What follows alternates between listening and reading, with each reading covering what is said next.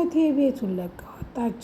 ዙፋኔ ቤቱ ሊሸጥ ነው የአንቺ መታከሚያ ለመሸጥ ተስማምቷን ስትላት ቤኪ ይህን ሁሉ ችግርና መከራ በእኔ ጉዳይ ሲያሳልፍ ቆሜ ማየት አልችልም። ስለዚህ ተዝተ ቤት መውጣት አለብኝ በማለት ሁሉም ሰው ከቤት ሲወጣ አይታ ጠብቃ ትወጣለች።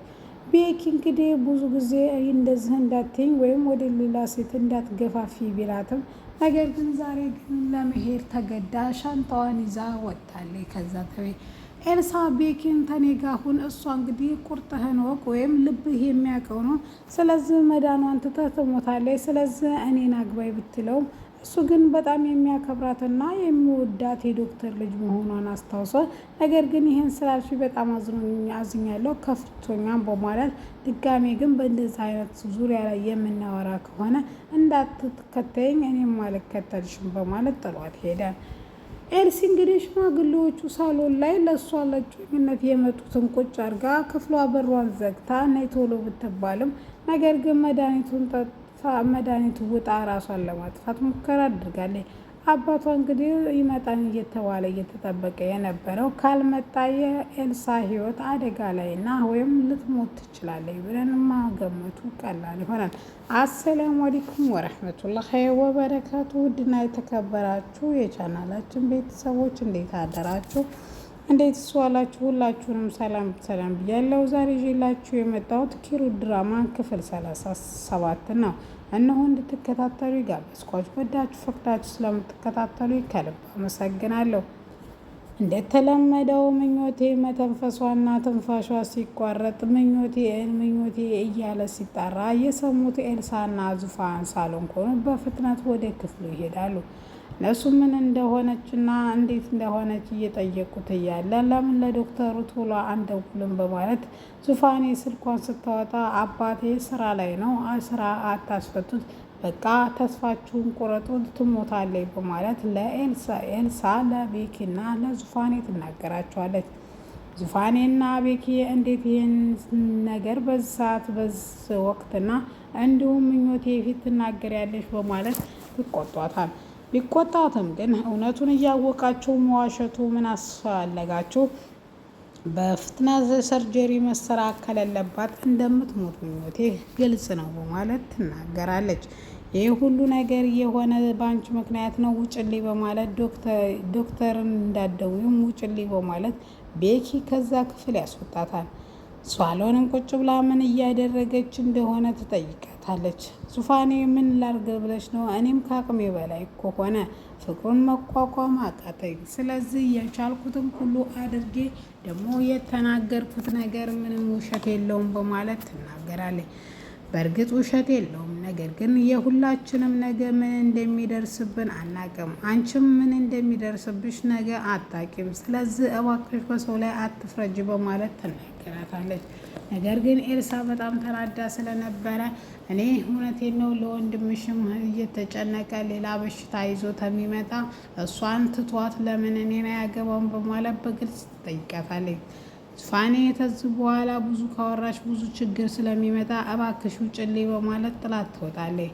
ካፌም ቁጭ ብላ ስቅስቅ ብላ አልቅሳ ኤልሳ እኔ እኮ ከልቤ ወድጄህ ነበር በማለት እንዲሁም ከጎኗ ሆኖ የነበረበትን ሰዓት ታሞ እነሱ ቤት ሲታከብ የነበረበትን ሰዓት አስታውሳ ብቻዬን ጥለህ ትሄዳለህ አይደል ስትል አንቺ እኮ ጥዬሽ መቼም አልሄድም ብሎ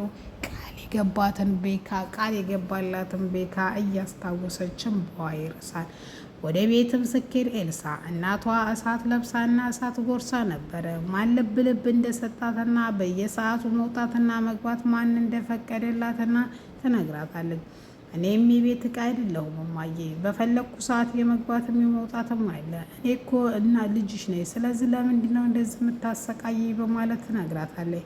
ምንም ማሰቃየት አይደለም፣ እንግዲህ ወደ ተስፋሽን ቁረጪ። ቤኪ አይወድሽም፣ ባለ ትዳር ነው። ሽማግሌዎቹ ጧት ይገባታሉ። ስለዚህ ራስሽን አዘጋጅ በማለት ትነግራታለች። የምንሰማችውን ነገር ማመንያ አቃታት። ኤልሳ ለአባቷ ደውላ ነገ ጧት ሽማግሌ እንደሚመጣ ታውቃለህ አባዬ ስትልም አባቷ ምንም እንደማያውቅና አሁን ግን ቀዶ ጥገና ስላለበት ወደዛ ቦታ እንደሚሄድ ይነግራታል። ቶሎና እንዴትም ብለህ መጥተህ ከዚህ ጉድ ልታወጣኝ ይገባን አባዬ፣ እኔ በጣም ጨንቆኛል፣ በጣም ከፍቶኛል በማለት ማልቀሷን ትጀምራለች። እሱም ይሄ ነገር ፈጽሞ የማይሆንና እሷም መረጋጋት እንዳለባት ይነግራታል። እሺ ብላ ስልኩን ከዘጋችው በኋላም ቁጭ ብላ እያለቀሰች ቤኪ ምኞቴ ስለነቃችለትና ደህና ስለሆነችለት በጣም ደስ ብሎት ወደ ሳሎን መድኃኒቷን ሰጥቷት ይሄዳል።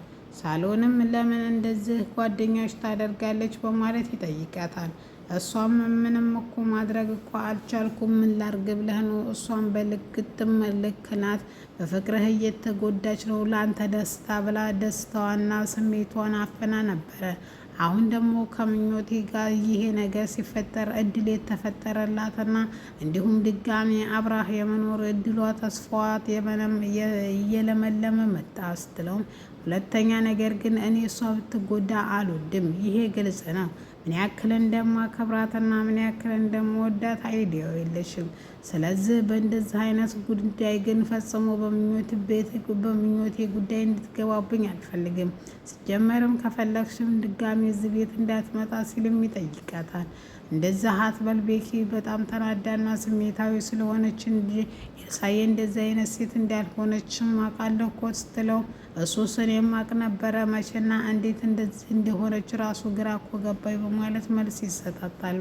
ትንሽ ከቆዩ በኋላ ቤኪ እስቲ ስለ ቤቱ አንዳንድ ነገር ወይም ድርጅቱ ጥሩ እየሰራ ስላልሆነ ቤቱን ሸጬ እሷን አሳክሜ ቶሎ በጠንክሬ ሰርቼ ደግሞ ቤቴን እመልሳለሁ በማለት ያነጋግራታል። ዙፋኔ እሺ ብላ ወደ ውጭ ወጥታ ብክሩቤልን አግኝታ እስከምትመጣ ብቻዋን ስትነቃ ማንም ሰው የሌለው ሳሎን ሄዳ ትተኛለች። ከዛም እንዴት እንደሆነና ምን አዲስ ነገር እንዳለ በጣም ይቅርታ፣ ለእናንተም ጭንቀትና መከራ ሆንኩባችሁ አይደል በማለት ምኞቴን ታናግራታለች። ምኞቴ እንደዚህ ስትልም ዙፋኔን ችግር የለውም አይዞሽ፣ አንቺ ዳኝ እንጂ የፈለግሽውን ነገር አድርገን እናደርግሻለን። አንቺ ደግሞ የያዘሽ በሽታ ተመስገን የሚባል እንጂ የሚማረር አይደለም፣ ምክንያቱም የአንቺ በሽታ የሚድን ነው በማለት ትነግራታለች። ለማንኛውም ይሄ ሁሉ ብር ከየት መጥቶ ነው የምድነው ስትላትም ቤቱ እንደሚሸጥ ትነግራታለች። እንባዋ በዓይኖቿ እየሞላ እኔማ ቤኪ እንደዚ አይነት ችግር ውስጥ እንዲገባ አልፈልግም፣ ይሄ ቤትም ሊሸጥም አይገባም በማለት መልሱን ትሰጣለች። እሷም ድንገት ሳያመልጣ ስለተናገረች በጣም ይቅርታ ብላት፣ ነገር ግን ምኞቴ እያለቀሰች ወደ ክፍሏ ትገባለች። ወንድሟም እንደመጣ የሆነውን ሁሉ ትነግረዋለች። እንዴት ቤቱ እንደሚሸጥ ትነግራታለች በማለት አሁንም መልስ ይሰጣታል። እሷም በጣም ይቅርታ ቤኪ፣ ልክ እንዳላደረኩ አውቃለሁ፣ ወንድሜ ይቅር በላይ በማለት ትማጸናለች። ወንድሟ ይቅርታ አድርጎላት ወደ ሚስቱ ሲሄድ ሚስቱም እያቆልፏ በሩን ነበረ። ሌላ ቁልፍ ስለነበረው ከፍቶ ይገባና ምን እንደተፈጠረና ምን እንደሆነች ሲጠይቅም ይሄ ቤት ለእኔ ብሎ መስዋዕት መሆን የለበትም ስትል መልስ ትሰጣለች። ቤኪም የምወስነው እሷ ናት፣ እኔ ነኝ እንጂ አንቺ አይደለሽም በማለት መልስ ይሰጣል። ትንሽ ከቆዩ በኋላም እንዲህ በማለት ትናገራለች። አንድ ነገር ልነግር እፈልጋለሁ፣ እኔን ትተህ ለምን ትዳርህን አትመሰረትም? ሌላ ህይወት አይኖርህም ሲል በጣም ይከፋውና ቤኪ ከጎን የሆነች እንድታበረታችኝ እንጂ እንዲሁም ድክመቴንና እንትን እንድትሆኝብኝ አልፈልግም። ሁለተኛ እንደዚህ ካልሽኝ ምኞቴ በጣም ነው ማዝንብሽ፣ በጣም ነው ምከፋሽ። እኔ አንቺ እዚህ ምድር ላይ ከሌለሽ የኔ መኖር ትርጉም ምንም የለም በማለት መልስ ይሰጣታል። እሷም ልታስከፋው ፈልጋ እንዳይሆን ስላልሆነ እንዲሁም የመፍትሄ አካል የመሰላትን ይዛ እንደመጣች ትነግረዋለች። እሱም እሺ በቃ ብሎ አሻሽቶና ደግፎ ካስተኛ በኋላ ማታ ማታ ላይ ትደውልና ኤልሳ ላገኘ ሰፈር ያለው ካፌ ላይ ትለዋለች። እሱም እሺ ብሎ በቦታው ሲመጣም በጣም በረዥም ጊዜ እንዳፈቀረችውና ሲሻለ ፍቅሬን ገልጻለሁ ብላ እንድትበላች ትነግረዋለች። እሱም ይሄ ነገር ባንቺ ላይ ስለሆነ በጣም አዝናለሁ፣ ነገር ግን ምንም ነገር ላደርግልሽ አልችልም፣ ራስሽ ላይ ምንም አይነት ጉዳት እንዳታደርጊ ራስሽን ጠብቂ በማለት ስልክ ሲደወልለት ስለ ቤት ጉዳይ ስለነበረ አሁን ግን መሄድ አለብኝ ብሎ ይሄዳል። ኤልሳ ከመሄዱ በፊት ላታቅፈውና እንዲሁም በማለት ትጠይቀዋለች። እሺ ብሎ አቅፎና ራሱ እንዲጠብቅ ከተነጋገሩ በኋላ ወደ ቦታው ይሄዳል። ምኞቴ በጣም ትግስቷ ስላለቀና ቤኪ ይሄን ያህል ችግር ውስጥ እንዲገባ ስላልፈለገች ልብሷን አነሳስታ ጠቅላ ጓዟን ከዛ ተቤት ትወጣለች። ማንም ሰው ሲመጣ ቤኪ ወደ ቤት ሲመጣ ያየውን ነገር ማመን ነው ያቃተው። አለች ብሎ በሩን አንኳኩቶ ሲገባ ብቻውን ነበር ቤቱ። አረ ምኞቴ እያለ ቢጣራም ነገር ግን ምኞቴ ላትመለስ ከዛ ከቤት ወጥታለች።